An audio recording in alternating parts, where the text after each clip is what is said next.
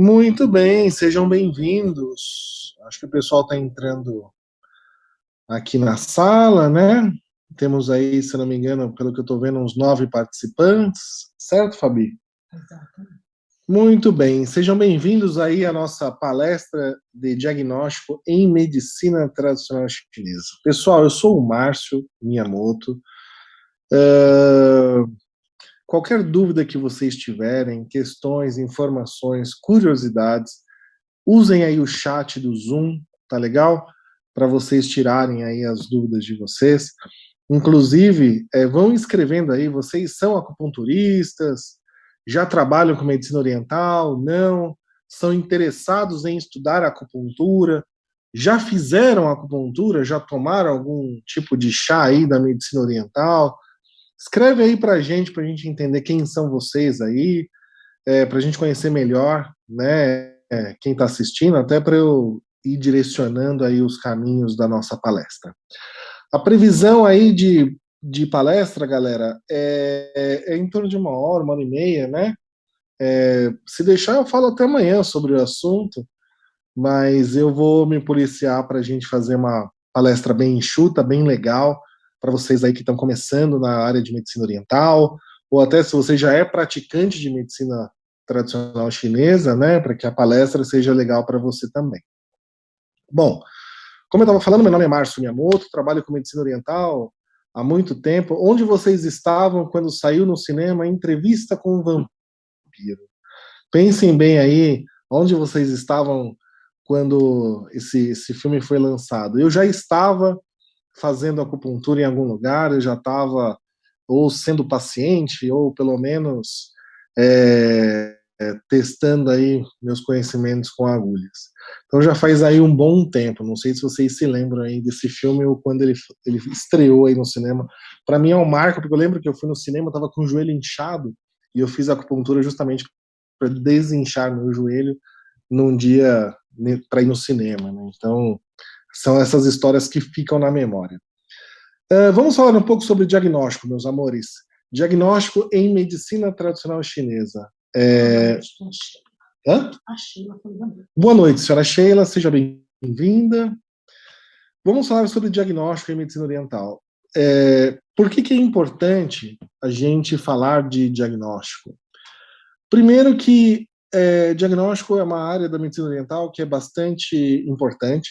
Talvez dentro dos estudos clássicos da medicina oriental seja a parte mais importante e, sem dúvida nenhuma, mais negligenciada. Quer falar alguma coisa? Eu acho que não é só na medicina chinesa. Era em geral, né? Acho que nas áreas de saúde o diagnóstico infelizmente não é tão, né, faz parte do jogo, né? A gente se preocupa muito com o tratamento das coisas e acaba não se preocupando muito com o diagnóstico, né? Então, muitas vezes o paciente ou então alunos, eles sempre perguntam assim, o que é bom para, né? O que é bom para diabetes? O que é bom para colesterol? O que é bom para dor de barriga? Só que o que causou aquela diabetes? O que causou a dor de barriga? O que causou aquela situação? Pouco importa, né? Muitas vezes para algumas pessoas, né? Não interessa. E na verdade é muito importante, é fundamental. Para a medicina tradicional chinesa, o diagnóstico é uma das bases mais importantes, eu já vou falar um pouquinho mais. Então, assim, por que nossa palestra é importante? Em primeiro lugar, né, eu como coordenador do curso de acupuntura para humanos, entendo que se diagnóstico é importante, para o aluno de acupuntura, então vocês que vão começar aí a estudar acupuntura no IBRA, ou já estudaram acupuntura, estão pensando em fazer aí de novo o curso de acupuntura para aprender de forma mais profunda, o estudo diagnóstico ele precisa ser sempre mais aprofundado. Quanto mais a gente vê sobre diagnóstico, melhor, tá? Diagnóstico é básico é fundamento intrínseco na medicina oriental. O que torna um acupunturista bom de um acupunturista superior, né, daquele mestre, é o diagnóstico, tá, pessoal? Tem até um ditado oriental que diz assim, que quando uma pessoa olha para um paciente, só de olhar ele já sabe o que ele tem, ele é um bom médico. Quando ele olha para o paciente, ele conversa com o paciente e assim ele já sabe propor um tratamento, ele é um médico superior. Mas o mestre, aquele bom, né, médico mesmo, aquele excelente acupunturista, é aquele que olha para o paciente, conversa com o paciente, ouve o paciente, né, e aí consegue propor um tratamento que não só recupere o paciente de suas doenças, mas também previna das doenças futuras. Ou seja, o que isso quer dizer? Quer dizer que quanto mais elementos diagnósticos a gente tem em mãos, quanto mais recursos a gente utilizar para o diagnóstico, melhor é tanto para o paciente quanto para o tratamento, né, para a proposta do tratamento, para os princípios de tratamento, certo? Então, que eu disse até agora? Que o diagnóstico é uma parte muito importante e fundamental da medicina oriental, e não só na medicina chinesa, mas eu acho que nas demais áreas da saúde, o diagnóstico ele é um pouco negligenciado, e tá aí a importância da gente fazer uma palestra sobre isso. Principalmente agora que vai começar a nova turma de acupuntura, e é algo que nós vamos bater muito forte nessa turma Tigre que começa esse ano, que é uma turma porreta, vai ser sem dúvida uma das melhores turmas que a gente já teve. Vamos lá.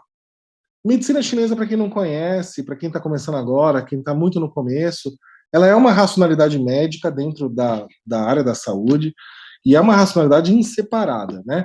Então, ela não é derivada da medicina convencional. A medicina tradicional chinesa, ela tem uma racionalidade própria, uma visão de mundo, uma experiência prática, ela tem seus próprios farmacoterápicos, né, seus próprios medicamentos, sua própria propedêutica, seu próprio tratamento. Então é uma racionalidade separada, principalmente porque ela tem uma visão de mundo diferenciada, uma visão de homem, uma visão de ser humano, uma visão de doença separada. E para a medicina oriental, claro, como vocês sabem, dentro dessa racionalidade, a doença é um desequilíbrio, né? A doença é um desequilíbrio da mesma forma que quando a gente olha para a natureza, uma natureza bem equilibrada, é harmoniosa, ela não tem defeitos, tudo acontece, né, de uma forma organizada, enfim. E quando a gente fala que a medicina oriental é uma medicina das correspondências, é porque, vou dar um exemplo, lá no livro Huang Jineidin, no livro do Medicina Interna do Imperador Amarelo, ele, no capítulo 1, primeiro, como começa o Imperador Amarelo. Esse é um livro muito importante da medicina oriental, um dos primeiros livros de medicina para quem se interessa na área da saúde. Fica aí a dica, o livro de medicina interna do Imperador Amarelo. E o capítulo 1 começa com o Imperador Amarelo conversando com o seu mestre, com o seu médico, e ele faz uma pergunta muito importante. Ele pergunta assim, Thibaut, mestre Thibaut, por que antigamente as pessoas viviam bastante tempo, né, elas ficavam com 60, 70, 80 anos bem de saúde, sem nenhum problema, sem nenhum desequilíbrio, né, podiam trabalhar livremente, eram fortes, e hoje o pessoal chega com 30, 40, 50 anos, tudo capenga, tudo, né, cheio de problema. Será que essa pergunta cabe para os dias de hoje, né? Essa pergunta foi feita há muitos anos. E Thibaut respondeu assim, olha, o que acontece, honorável Imperador Amarelo, é que as pessoas se afastaram do caminho natural. O motivo pelo qual antes as pessoas viviam bem, viviam melhor, viviam mais felizes, né, com mais energia, é porque elas eram mais próximas do seu próprio caminho natural, da natureza. Então, a medicina oriental, ela tem essa relação muito forte com a correspondência da natureza. Tá aí uma imagenzinha, né, que eu resolvi colocar, que é uma árvore e um ser humano aí cheio de folhas, né? Então, da mesma maneira que a árvore tem os seus fluidos, tem aí sua energia, tem seus receptores, tem o seu alimento, o ser humano também tem. E essa visão de mundo da medicina oriental, diferente da medicina convencional, da biomedicina, é uma visão mais sistêmica, mais integrada, uma visão mais holística. É uma visão onde não há separação de corpo e espírito, não há uma separação de corpo e mente, certo? Então, para quem não conhece a medicina oriental, é uma racionalidade médica separada da medicina convencional, ela tem seus próprios métodos científicos, ela caminha, né, de uma forma paralela à medicina ocidental, e hoje elas são complementares, tá? Elas não são opostas entre si. Medicina oriental é uma medicina das correspondências, então o mundo natural à nossa volta acontece, né, de uma forma, né, aquilo que acontece nesse macrocosmo que é o nosso universo, acontece dentro do nosso microcosmo, dentro do nosso corpo, dentro do nosso espírito. E, como eu comentei, não há separação de corpo, mente, comportamento, tudo é algo integrado, e isso para o diagnóstico é muito importante, tá? Eu vou me estender um pouquinho mais daqui a pouquinho. Se eu estiver indo muito rápido, pessoal, vai escrevendo, vai me perguntando, tá bom? Como nosso tempo é enxuto, eu não quero também ficar gastando muita energia com coisas que nós vamos ver lá no curso de acupuntura, com mais profundidade, evidentemente. Vamos lá. Dentro da proposta da medicina oriental, aquilo que acontece no interior reflete, né, se manifesta no exterior. Isso acontece na natureza também, né? Então, se a gente olha uma planta que é assim bonitinha, verdinha, uma fruta, né, que parece suculenta, né, é sinal de que ela tem energia, uma energia boa, uma energia com qualidade, né? Então, se a aparência da pessoa, se ela está com uma pele macilenta, tem uma expressão caída, a pessoa está com uma né, ela parece muito enfraquecida porque a sua energia interior não está legal. Então, a medicina oriental, a medicina chinesa também tem essa característica, né, de a gente olha o que está acontecendo no exterior para entender o que acontece dentro de nós. Há 5.000 anos atrás, não havia radiografia, não havia ultrassom, não havia ressonância, tomografia. Então, como é que eram feitos esses exames? Os orientais, eles ficavam atentos e observando o que acontecia, né, no nosso exterior, então o que acontecia na língua, o que acontecia na pele, o que acontecia com o gestual da pessoa, e se isso, né, de alguma forma, podia estar relacionado a algum desequilíbrio interno. Então, uma pessoa que anda com, né, os ombros curvados para dentro, ela anda muito baixa, ela fala muito devagar, ela tem, né, a gente vai dizer que essa pessoa tem uma deficiência do Qi. Se uma pessoa está com o peito aberto, ela fala alto, ela tem uma voz possante, né, o Qi dela tá bem, tá forte. Entende o que eu quero dizer? Certo, Fabi, não é assim? Qualquer dúvida, vamos escrevendo, tá? Então, o exterior reflete o estado do interior, tá? De uma maneira muito dinâmica.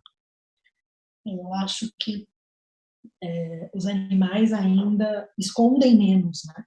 É o que você estava falando. Então, às vezes, um animal você consegue ver mais, porque o ser humano ele tenta esconder, né? O que ele está sentindo. Sim, isso é verdade, né? A gente tenta tapear, né? Nós mesmos, a gente tenta mentir pra gente mesmo. A gente não tá bem, mas tem que trabalhar. A gente não tá bem, mas tem que namorar, tem que lidar com... Ou usa álcool, droga, né? Então, a gente usa medicamentos, né? Drogas e tal. Dentro dos fundamentos da medicina oriental, meus amores, nós temos 3 áreas muito importantes. Nós chamamos de campo de jade. Então, eu coloquei aqui um vaso de jade para não esquecer, que são os fundamentos da medicina oriental. Tá bom? Então, o yin e o yang, os 5 movimentos, né? A teoria do Zhang Fu, dos órgãos e vísceras, as substâncias fundamentais, a teoria de canais, tudo aqui dentro, né? Então, são os fundamentos, as bases da medicina oriental. Já o campo de ouro, o campo dourado, se refere ao diagnóstico, que é o que nós vamos ver hoje, tá? Cenas dos próximos capítulos. E o campo sinábrio, o campo alquímico de transformação, são os diferentes tratamentos. Então, essas 3 áreas correspondem ao estudo sistêmico da medicina tradicional chinesa. Fundamentos, o campo de jade, o diagnóstico, até o princípio de tratamento, que é o campo dourado, e o campo sinábrio, que tem uma relação com os diferentes tratamentos, as diferentes técnicas dentro da medicina oriental. Dominar esses 3 campos é obrigação de qualquer aluno da medicina oriental e, em especial, do praticante de medicina chinesa, né? Então hoje nossa ênfase vai ser nesse campo dourado, tá legal? No diagnóstico. Vamos lá. Nós temos 4 momentos dentro do diagnóstico. Nós temos 4 fases, 4 etapas. A gente tem 4 métodos, 4 maneiras da gente realizar esse diagnóstico, né? Então, quando uma pessoa entra na sala para ser atendida por um bom acupunturista, ele já está realizando o diagnóstico. Quando uma pessoa faz a ligação, quando uma pessoa entra em contato via WhatsApp, quando ele pega o telefone para atender, alô, tudo bem? Eu quero fazer uma sessão de acupuntura. Para o bom acupunturista, a avaliação já começa ali, tá legal? O primeiro contato com o cliente já faz diferença pro terapeuta. Isso também vale até para os veterinários, porque imagina, se um tutor é ansioso, nervoso ou inseguro, todas essas, ou desesperado, né, vocês veterinários, alguns de vocês, né, que são veterinários, já devem ter se deparado com clientes desse tipo, né? Então imagina, se um cliente é muito inseguro, muito ansioso, será que ele não transmite essa ansiedade, projeta essas coisas nos cães, né, nos seus, ou gatos, nos seus animais? Então, não só na acupuntura humana, evidentemente, também na acupuntura veterinária isso é importante. E aqui tem um diagrama dos 5 movimentos que a gente chama de céu anterior, tá bom? Ou seja, uma outra forma da gente entender os 5 movimentos convencional, os 5 elementos segundo a medicina oriental. Eu não vou entrar em detalhes ainda dos 5 movimentos, eu vou me atentar muito mais nos 4 momentos do diagnóstico e tentar fazer aqui um link com vocês dos 5 movimentos, tá? Eu acho que vai ficar mais fácil de eu explicar para vocês dessa forma. Então, quando um cliente entra imagina 5.000 anos atrás, 2.000 anos atrás, como é que era, né? Então, quando o cliente entra na sala, o diagnóstico já começa, né? Então, como é que é esse gestual da pessoa? Né? Como é que é uma pessoa que tem um cabelo comprido, um cabelo forte, um cabelo fraco, assim, tem entradas de calor de fígado? É uma pessoa que ela tem uma energia para cima, para baixo? Como é que ela se dirige a você? Ela é uma pessoa mais respeitosa, menos respeitosa? Então, tudo isso tem a ver com uma forma de inspecionar. Nós estamos vendo, olhando como ele caminha. Hoje eu recebi uma pessoa que ela dizia que estava com dor. Mas assim, ela sentou, levantou, andou, eu não percebi dor na pessoa. Não parece que ela estava com dor. Mas, então, por que ela refere dor? Né? Por que ela está dizendo para mim que tem dor, e a dor é muito forte, a dor é isso e aquilo, mas ela levanta, ela senta, ela estica, ela faz. Né? Por que será que isso está acontecendo? Então, a inspeção começa nos primeiros contatos com o cliente, muito antes até a gente conversar, né? Então aqui a gente coloca essa inspeção muito relacionada ao elemento madeira, que tem a ver com os olhos, tem a ver com o fato da gente enxergar. Madeira tem a ver com movimento, tá legal? Então, o movimento, qual é o movimento do cliente, o movimento do paciente, como ele se mexe, como ele se move. Associado a isso, a gente tem a auscultação, a gente escuta, não só com o estetoscópio, ou não só através de alguma percussão que a gente faz no corpo do cliente, mas a gente escuta como ele respira. Vocês já viram essas pessoas que têm uma respiração ruidosa, né? Como é que é essa respiração? Ela suspira demais. Tudo isso tem uma relação com o elemento metal, tem a ver com o olfato, com a gente sentir o cheiro, a gente escuta com os ouvidos, e isso tem uma relação com o elemento água, percebe? Então, lidar com o cliente do ponto de vista do gestual, a gente olha com o elemento madeira. Nós sentimos o cheiro e isso tem uma relação com o elemento metal. Nós escutamos com os ouvidos e isso tem uma relação com o elemento água. E nós processamos a informação com o elemento fogo, com o nosso Shen, com o nosso espírito, né? Nós conversamos com para os orientais antigos, a língua é a manifestação do coração, né? O coração se manifesta através da língua, do diálogo, da elaboração, né, do discurso.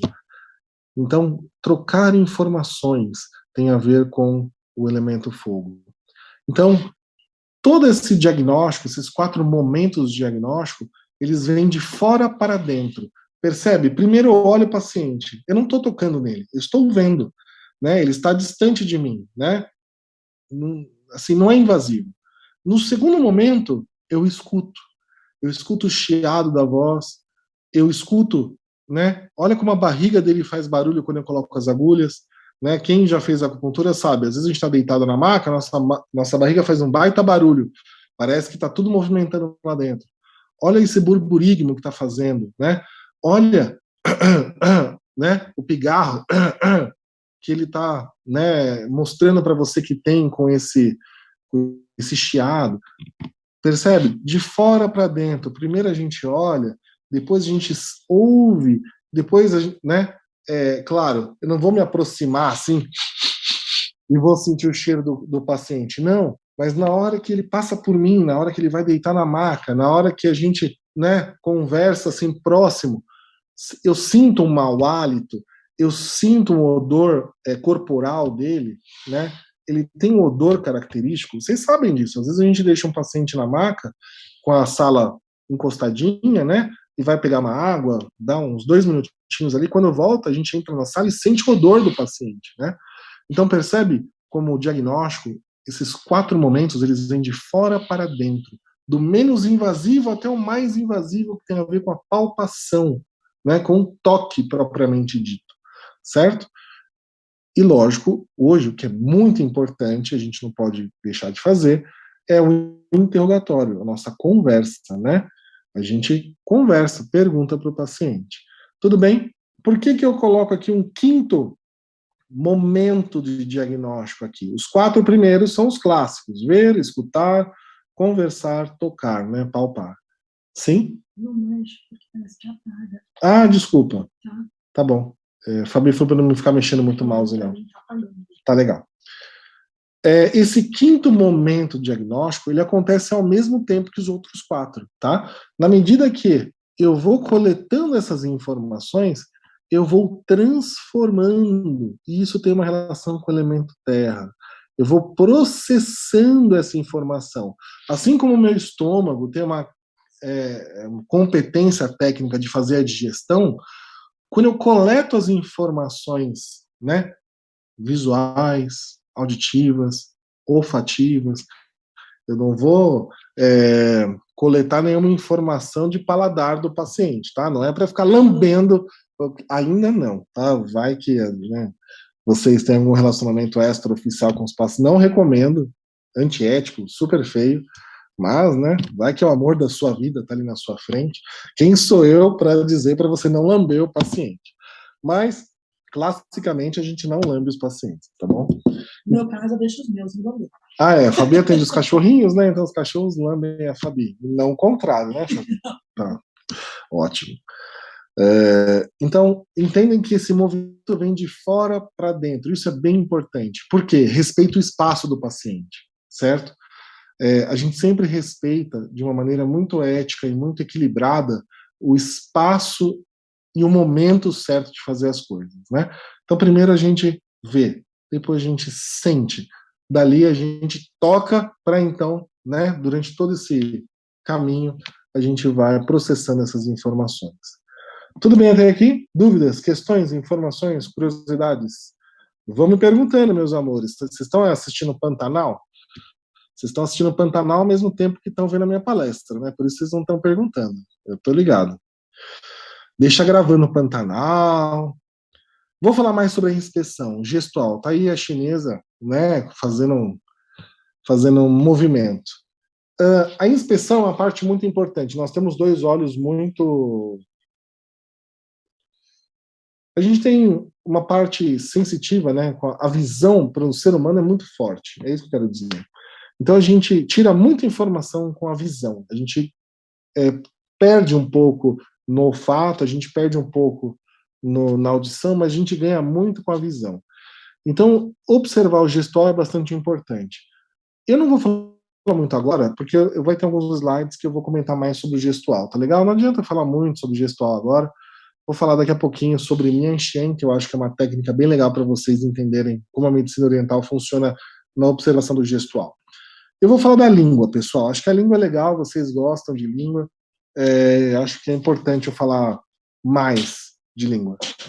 Se você tem nojinho, não é agora é a hora de você fechar, né, e não ver os próximos slides, tá bom? Vocês só observem, só escutem, aliás, não fiquem, não vejam nada, porque eu vou falar bastante, tenho bastante imagens de língua.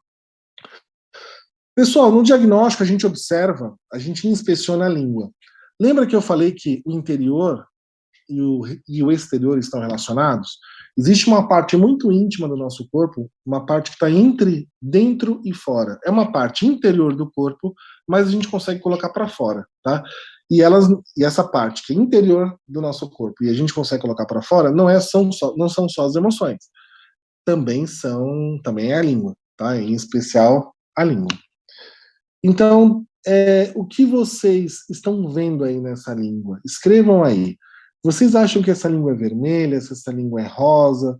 Vocês acham que essa língua tem um revestimento branco, amarelo? Vocês estão vendo pontinhos vermelhos nessa língua? Vocês percebem que essa língua é denteada nas laterais? Existe alguma marca de hemorragia, algum vaso na língua? A Sheila falou que parece inchada, porque tem marca de dente. Sim, muito bem. Então, assim, o que a gente observa na língua? A língua é um dos principais elementos de diagnóstico da inspeção, porque ela vai indicar para nós o estado do Zhang-Fu, o estado dos órgãos e vísceras, tá bom? Então, para quem não conhece muito medicina oriental, sempre acha interessante quando o acupunturista pede para mostrar a língua, né? Ah, deixa eu olhar a sua língua e tal. E aí a pergunta que eu ouço quase toda semana é assim: o que você vê na minha língua, né? Então, hoje é o dia de tirar essas dúvidas, né? Hoje é o dia de vocês me perguntarem o que a gente olha na língua, o que a gente está vendo na língua. E de olhar a própria língua. Isso, vocês podem olhar a própria língua, né? Observar, tirar fotinho, o antes e depois e tal. Então, assim, a língua, ele é um elemento de diagnóstico dentro da inspeção, dentro desse primeiro movimento de fora para dentro, dentro desses 4 momentos de diagnóstico, tá? Vou voltar um pouquinho só para vocês entenderem. 4 momentos: ver e inspecionar. Então, dentro da inspeção, a língua é muito importante, porque a gente consegue entender através da língua o que está acontecendo dentro do corpo, percebe? Entende onde eu quero chegar? E aí o que vocês estão vendo na língua? É o que a nossa querida Sheila comentou muito bem. A língua parece um pouco inchada porque ela tem marcas de dentes nas laterais. Se é uma língua que tem marcas de dentes nas laterais, muito provavelmente ela está inchada.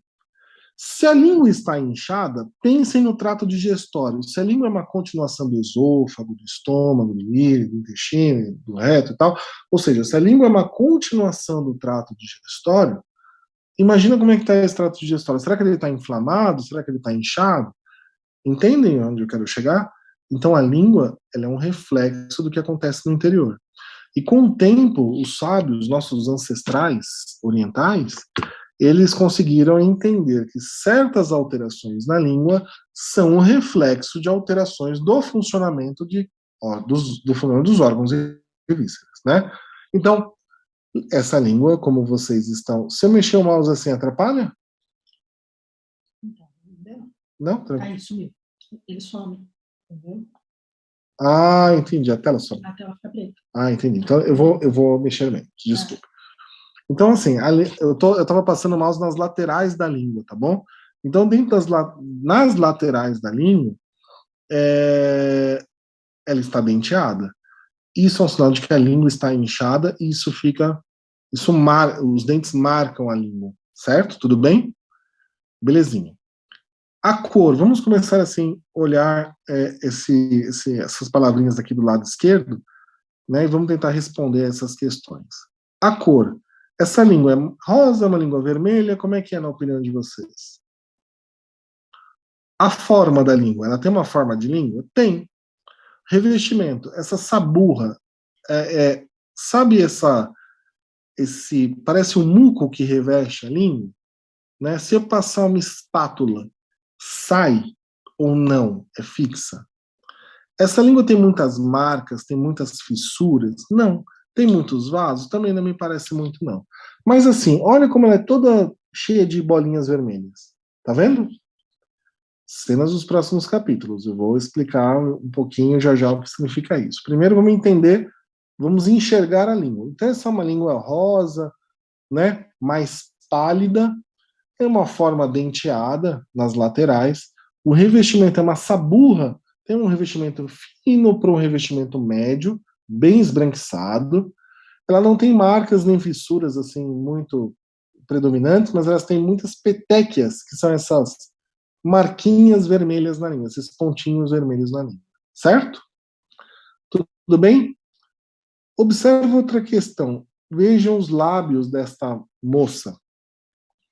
Olha como esses lábios, eles são sem cor, sem vida, sem sangue, sem vitalidade, percebe? Vocês acham que essa pessoa tem uma energia sobrando ou está faltando energia na vida dela, né? Tem uma deficiência do Ti, tem uma deficiência de energia na vida dela, certo? Daí essa deficiência de energia não transforma bem os fluidos do corpo e a língua fica demasiado inchada, o baço é fraco, né? Eu não vou entrar muito em termos técnicos, porque senão, para quem está começando ainda com a acupuntura, né, muitos de vocês são os futuros alunos agora da Turma Tigre, então, cenas dos próximos capítulos aí, quando eu falar sobre deficiência do baço. Mas essa pessoa tem, né, bastante marcas denteadas, e essas pintinhas vermelhas é um indicador de toxicidade, de calor tóxico, tá? Isso pode ser de consumo de antibiótico a longo prazo, em algum momento, tá? Então, muitas infecções recorrentes e tal. Belezinha? E essa saburra, né, esse revestimento aqui na língua, é um sinal de uma tendência de frio. Essa pessoa tem, né, se eu perguntar para ela assim, olha, você dorme com os pés com meia cobertos ou prefere dormir com os pés descobertos? Ela vai dizer que prefere os pés cobertos, ela tem frio, certo? Tudo bem? E essa língua aqui, meus amores? E aí, é diferente a cor? Percebem? É uma língua mais vermelha, menos vermelha. O que vocês acham? Olha a qualidade da saburra, do revestimento. É uma saburra que se eu passar uma espátula sai, não sai? É uma saburra mais gordurosa. Percebe que ela tem bem isso, uma língua bem mais vermelha, com fissura. Tá vendo os pontinhos vermelhos na ponta? Então, esse calor na ponta, os orientais vão dizer assim, a ponta da língua refere coração. Então agora, toda vez que a gente olhar a ponta da língua, vamos sempre pensar nas emoções, no estado emocional, naquilo que habita em nosso coração. Então ele tem muito calor no coração, uma pessoa muito agitada, muito ansiosa, muito nervosa. Olha as laterais da língua. As laterais da língua referem fígado. Olha essa lateral esquerda da língua dele, mas a nossa direita, tá bom? Olha como nem tem revestimento. É careca nas laterais. Uma língua careca já é um sinal de deficiência do yin. Se ele tem calor no coração, calor no elemento fogo, e as laterais que se relacionam ao fígado são carecas, né? Não tem revestimento, é um sinal de deficiência do fígado com calor no coração. É uma pessoa muito irritada, nervosa, e o estômago consegue fazer o trabalho dele? Não, o fígado ataca o estômago fica fraco, e essa burra que deveria revestir a língua, que é uma produção do estômago, não existe, ou é muito fraca. Percebe? Estão entendendo? Dúvidas? Me perguntem. Para complementar, ele tem essas fissurinhas aí no corpo da língua, que já pega uma região de estômago, região de pulmão, mas aí é menos importante agora, tá? Eu gostaria muito que vocês percebessem a diferença das cores das línguas que eu apresentei e a forma. Olha como essa língua também é grande e inchada, né? Podemos passar? Estão me escutando bem? Tá tudo bem? Olha que língua maravilhosa. Imagina essa língua dentro da sua boca. Quando vocês vão beijar alguém, vocês pedem para olhar a língua. Eu nunca beijo ninguém sem pedir para ver a língua. Jamais. Eu não vou colocar essas coisas na minha boca sem. Cuidado, ficar tirando foto com a língua de Isso. fora em Instagram. Vocês querem fazer coraçãozinho assim, mostra a língua? Não façam isso jamais. A gente consegue ver cada coisa nas línguas das pessoas. Bom, como é que é a forma dessa língua? Percebem que ela é desviada, levemente desviada à direita do paciente para a nossa esquerda? Tá vendo? Olha como essa ponta é vermelha. Então vamos lá. O que habita no coração dessa pessoa? É a mente, é o espírito. E olha essas pontinhas, essas marcas vermelhas na ponta da língua. Será que é uma pessoa nervosa, irritada? Vocês sabem o que significa uma língua desviada? Já estudaram isso alguma vez? Vão me respondendo aí, eu já vou falar já já. Até o final dessa língua eu falo o que significa. Olha essa burra, o revestimento da língua. Até que o revestimento dessa língua, tirando a ponta que é mais careca e as laterais, que também não tem revestimento, mas o revestimento do corpo da língua é uma saburra fina e branca. Também refere frio. É uma pessoa que sente muito frio, né? Principalmente frio interno. As laterais carecas, deficiência do endofígado. Lembra que eu falei na língua anterior? Deficiência do endofígado, pessoal, pode significar também consumo de medicamentos, remédios controlados, drogas, muito consumo de álcool, tá bom? Pode também significar fumantes, né, que fumaram a vida inteira, e aí também vai apresentar marcas arroxeadas na região de pulmão, nessa regiãozinha aqui. Não dá para ver muito bem, mas nessa região aqui, na região mais próximo da ponta, consegue ver pelo menos a bolinha azul do mouse aqui? Ah, ótimo. Então nessa regiãozinha aqui, ó, é um pouco arroxeado, tá? E lá no fundo é uma saburra mais grossinha, é um calor no aquecedor inferior. Isso é um sinal de mioma, pode ser um sinal de intestino, alterações intestinais, a gente vai tentar entender na anamnese, tá bom? E por que a língua é desviada? Eles responderam aí? A língua desviada, meus amigos, meus amores, é um indicador muito grave, é um indicador de golpe de vento, tá bom?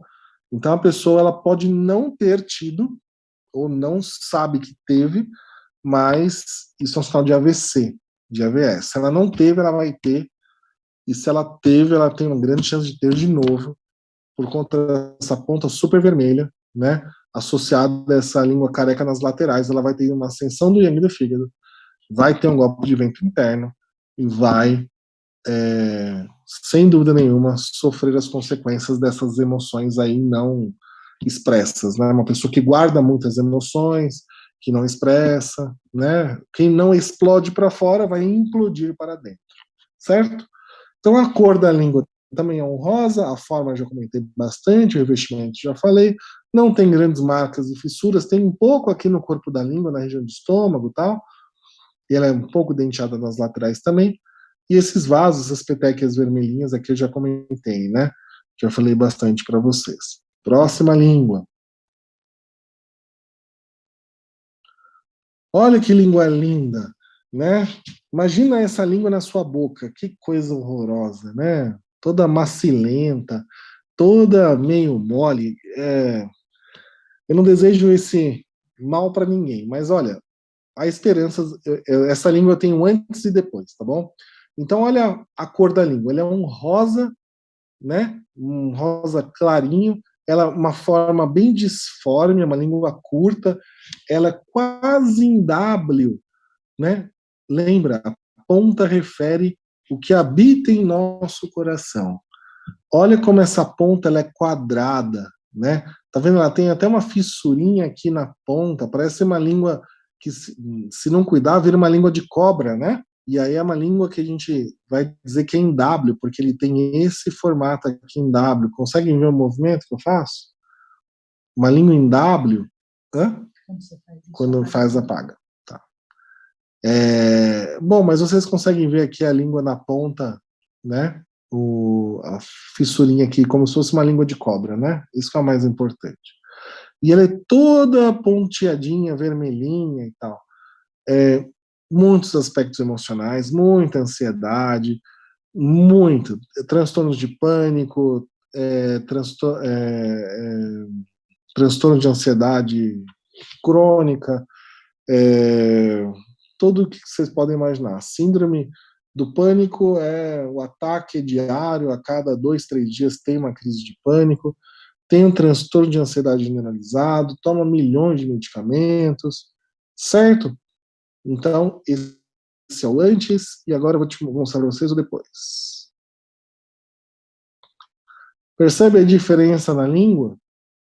Olha a diferença na forma. Continua ainda bem quadradona na ponta aqui, né? Ela não é uma língua que tem uma pontinha, uma língua que parece um W na ponta, né? Mas ela está melhor ou não em estado que ela aparece, né? Tá bem melhor, né? Então, essa língua bem macilenta agora está bem menos, tem mais força, mais tim, mais energia, né? Então, a cor continua ainda um rosinha claro, a forma que melhorou bastante, o revestimento é uma saburra mais fina. Lá embaixo da língua tem um revestimento mais grosso, né? E isso é um indicador, como eu já comentei com vocês, de alterações lá na profundidade, lá no aquecedor inferior, no útero, talvez mioma, endometriose, né? Marcas, fissuras, vasos, nada assim observar. Olha essa linguana, né? Mais petequias vermelhinhas. O que significa isso, meus amigos? Quando não é na ponta necessariamente, quando é no corpo da língua, isso é um indicador de calor tóxico, né? Essas pontinhas vermelhas é um indicador de consumo fora do normal de antibióticos, né? Ou então vacina. A culpa não é do medicamento, tá bom? Nem da pessoa. É uma situação que ela se vê obrigada a tomar. Vai tomar um antibiótico para não morrer, né? Vai tomar vacina para não morrer. Mas são essas consequências que, né, formam, né? Então, toda vacina gera um fator patogênico e ele se manifesta, né, dessa forma, segundo os princípios da medicina oriental. Outra característica, olha essa língua em forma de canoa, né? Tá vendo? Como o corpo da língua, o meio é mais afundado. Então é uma baita deficiência do estômago, não se alimenta bem, a língua é muito inchada, adora doce, adora alimentos gordurosos, uma pessoa super jovem, mas tem gastrite, tem que tomar omeprazol, né? Se não cuidar, fica sempre com infecção. E olha essa burra como é mais grossa aqui no meio para o final da língua, tá bom? A pontinha vermelhinha, careca nas laterais, com deficiência do rim, muito bem, é isso aí. Muito bem, mais uma língua bonitinha, né? Essa é uma língua curta. Você pede para a pessoa mostrar a língua e ela não consegue colocar a língua para fora. Eu já falo mais sobre o que a gente enxerga, mas quando você vê uma língua curta desse jeito, é um indicador também de golpe de vento, tá? Percebe como a boca desse paciente é levemente desviada? Ele já teve, tem ou vai ter um golpe de vento, ou seja, um AVC, um AVE. Língua curta é um caminho para golpe de vento muito, muito rápido, tá bom? Então, o paciente chegou na hora certa. Tem que cuidar da pressão, tem que melhorar a circulação do ti, tem que melhorar as funções de fígado. Olha o meio da língua como tem muitas fissuras. Então, é o trato digestório bem detonado. Não sei se dá para enxergar na imagem, mas do lado direito dele, o nosso lado esquerdo, tem bastante marcas hemorrágicas, tá bom? Então é um indicador de alterações hepáticas, alterações de fígado muito fortes. Calor, calor com mucosidade que afeta o coração, né? Tem obstruções aí da mente, do espírito, é fadado a ter problemas, né? Então, só de observar a língua, a gente sabe que esse paciente precisa ser encaminhado, precisa aí fazer um acompanhamento cardiovascular, importante até fazer uma tomografia, um ultrassom, aquelas avaliações cardiovasculares de angiotomografia, né, fazer esses contrastes todos, tudo aquilo que vocês já sabem, né, que é importante. Por quê? A acupuntura pode ajudar? Vai ajudar. Só que não vai fazer milagre, nada vai fazer milagre para um paciente com 40 e tantos anos, que levou uma vida completamente desregrada, com o uso de drogas, sem monitorar a saúde, né, com fatores emocionais extremamente bagunçados, desequilibrados, tá?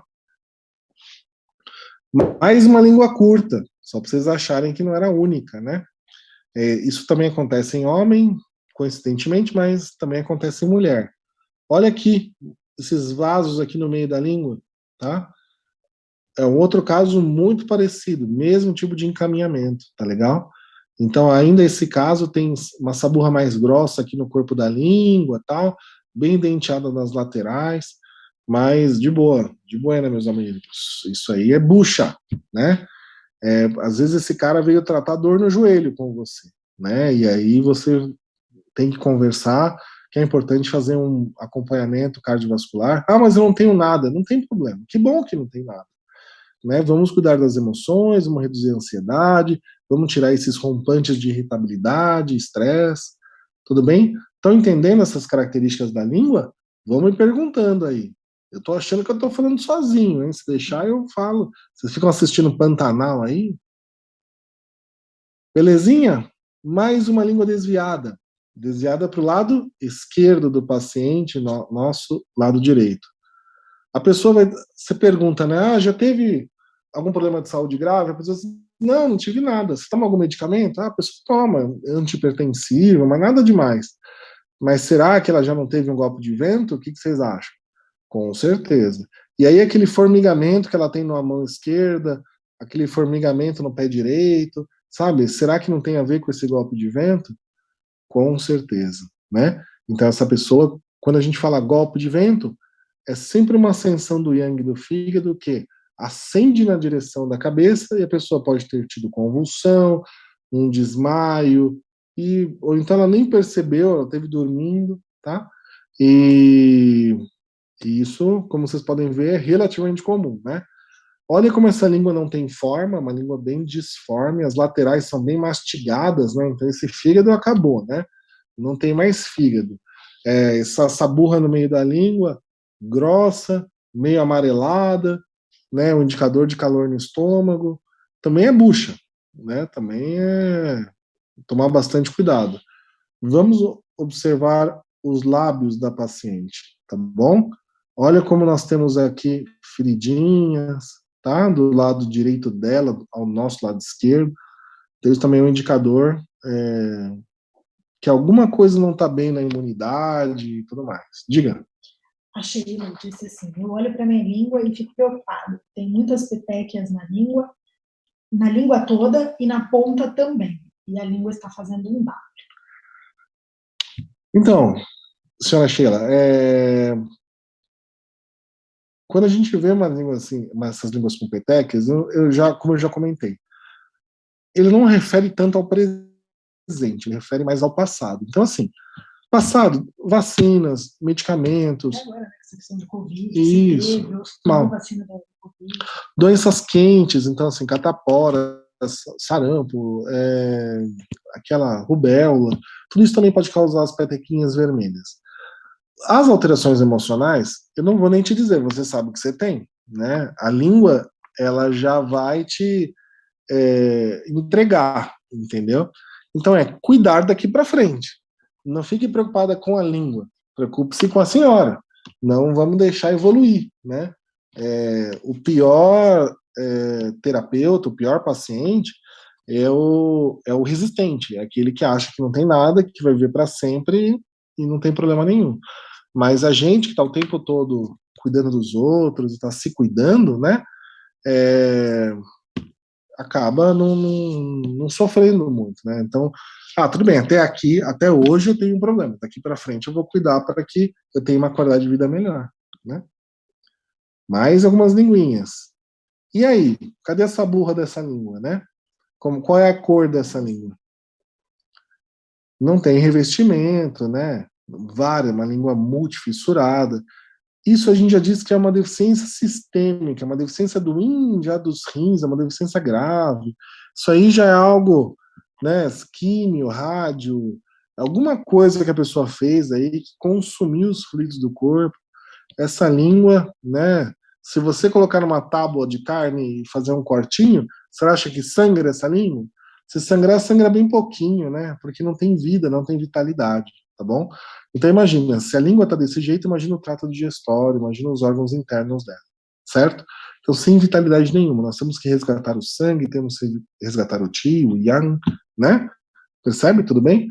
Lembrando que a ideia do nosso encontro hoje é mobilizar vocês para a importância do diagnóstico, né? Então por isso que eu estou mostrando muitas línguas, tal, para vocês verem como é legal, como é interessante, para a gente estudar mais isso, né? Olha que linda essa língua em canoinha, né? Então ela é bem afundada no fundo. Então isso já mostra uma deficiência lá no aquecedor inferior, uma deficiência no intestino. Nesse caso, algum tipo, quando tem essa saburra amarela e grossa, quando é homem, vamos sempre pensar em bexiga, próstata, intestino. Homem tem uma tendência à formação de massa no aquecedor inferior, em prostatite, tumores no intestino. Vamos ficar alerta, perguntar, fazer uma boa anamnese nesse sentido. Olha as laterais como são bem inchadas, né? Aí mais um fígado alterado. Nem é tão denteado nas laterais, o que mostra que há esperanças, né? Ou seja, o baço não é tão fraco, não é tão inchado, é menos inflamado, mas mesmo assim ainda é bem vermelho nas laterais, é um calor no fígado, né? Isso se estende até a ponta.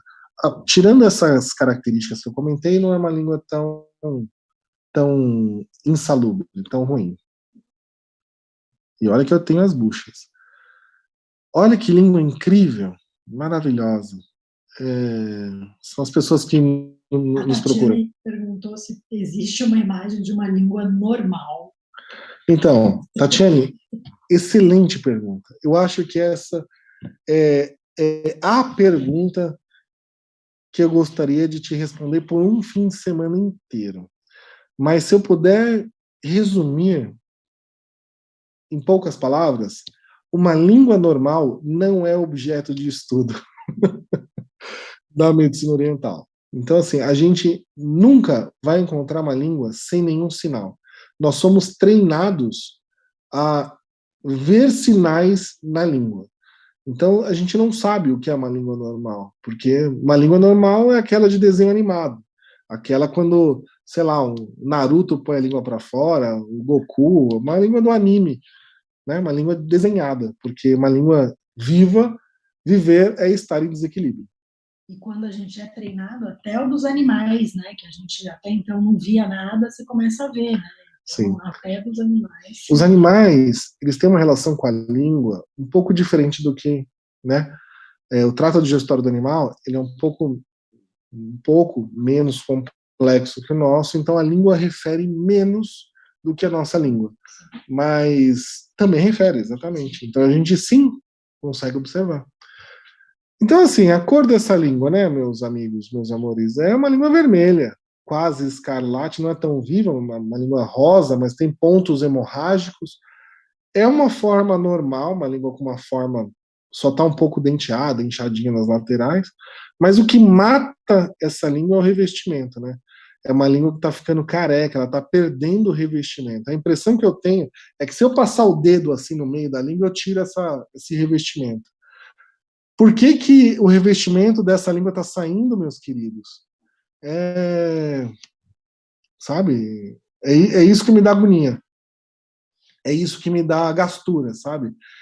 Pensar o que a pessoa está fazendo com ela mesma que pode estar consumindo de tal forma o Qi, a energia correta dela. Isso pode ser, sim, consumo de antibióticos, tá? Até antibióticos injetáveis, ou então de uso oral, alterações hormonais muito graves, alterações vasculares, mas normalmente tem uma relação com medicamentos ou drogas, quimioterapia, radioterapia, ou então algum padrão iatrogênico, alguma doença causada por tratamentos, tá bom? Então, ou seja, o que é comum, às vezes a pessoa vem com uma dor de lombar, mas está tomando tramal há uma semana, 2 semanas, e isso está acabando com o intestino, o estômago dela, enfim, essa dor não passa. Então, não adianta a gente só olhar e tratar essa língua, né? A gente tem que olhar a pessoa como um todo, e alterações emocionais também podem causar essas também, tá? Isso é uma deficiência de ímper, pensamento circular, muita preocupação, muita ansiedade, muita raiva não expressa corretamente. A pessoa não chega para a mãe dela e fala: olha, mãe, você é uma narcisista que sabe, que abusa da minha boa vontade aí a vida inteira. Não, ela não diz isso. E aí sofre, né? Em vez de explodir, ela implode. Uma belíssima língua para a gente estudar, um belíssimo caso também de estudo, mas por isso que eu digo, vamos estudar, vamos lá para o curso de acupuntura, vocês vão adorar analisar essa língua e, mais importante, tratar essa língua e vê-la melhor. Mais uma língua bonita, né? Essa língua eu acho tão bonitinha, assim, ela é bem redondinha, né? É fofinha. Ela tem uma cor bem estranha, eu acho que a cor da língua ela é meio rosa violáceo, e não é um violeta escuro, mas é um violeta claro. É um sinal de estagnação por deficiência, tá bom? O que é uma estagnação por deficiência? Sabe um rio que está com a água secando? Forma poças de água. Quando a gente tem deficiência de Chuê, deficiência de sangue, em alguns casos, essa deficiência de sangue, o sangue para em algumas regiões. Então, essa pessoa tem dor por deficiência, tá? É uma dor que melhora com o movimento, é uma dor que ela acorda cedo dolorida e durante o dia melhora. E quando chega em casa, 8 horas da noite, está super cansado, só quer saber de dormir. Uma deficiência, tá? De sangue em especial. Então, tá aí a cor, a forma, como eu falei, bem redondinha, pouco inchada nas laterais do lado esquerdo, tá? Se a gente for fazer uma classificação do lado direito e esquerdo, os dois lados têm a ver com o fígado, tudo bem? Mas o lado esquerdo um pouco mais com a vesícula, tá bom? Então, olha a deficiência de yin da vesícula, pelo lado esquerdo ele está mais careca do que do lado direito dele, tá? Não no nosso. Agora, essas marcas no corpo da língua, em especial no estômago, né, na região bem do meio da língua, mostram uma deficiência do yin do estômago. E quando a gente já associa a deficiência do yin da vesícula, a gente já vê que o intestino dele, a digestão dele é muito ruim, né? É uma pessoa que se come uma pizza de mussarela, ele não compra a pizza, ele aluga a pizza. Por quê? Porque dá 10 minutos ele vai no banheiro colocar ela para fora, né? Não tanto por cima, mas por baixo. Vocês conhecem pessoas assim? Que vão no restaurante, né? Comem uma coisinha assim, e dá 10 minutos já vai no banheiro? Então, ela tem um padrão, essa pessoa tem um padrão semelhante, né? Então, ela não compra um hambúrguer, ela aluga, porque já já vai sair, entendeu? Não é dela, aquilo não fica com ela, aquilo vai embora, né? Então é meio alugado. Além disso, essas fissuras, elas se estendem e vão na direção da ponta, tá vendo? Quando a gente olha umas fissuras que se estendem na direção da ponta, a gente logo pensa assim: existem alterações no corpo que com o tempo vão afetar a mente e o coração. Então, assim, esses quadros já podem estar associados a questões emocionais.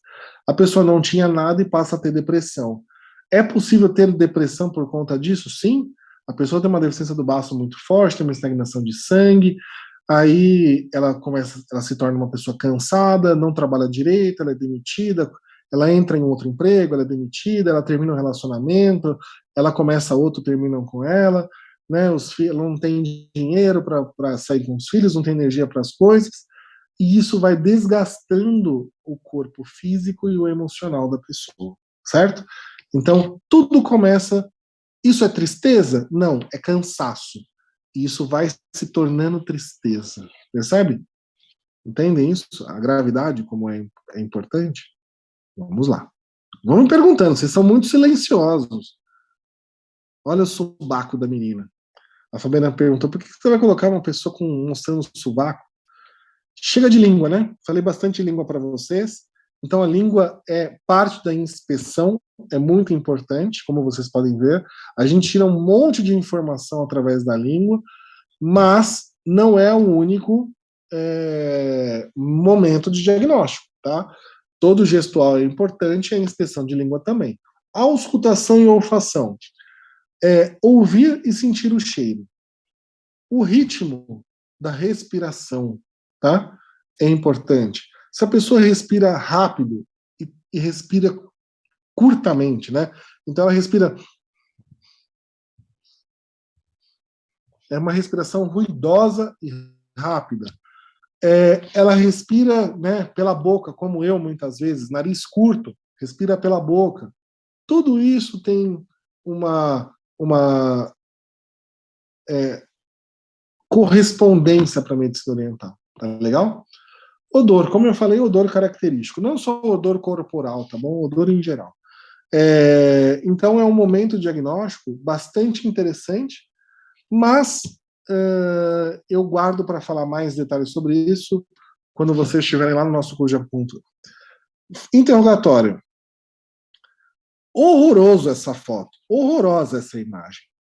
Uma mulher, uma moça, uma jovem, super bonita, bem arrumada, e com uma máscara, o que hoje é imprescindível, né, dentro de ambientes de saúde, mas assim, de pé, olhando diretamente para o paciente, num clima assim pouco amigável.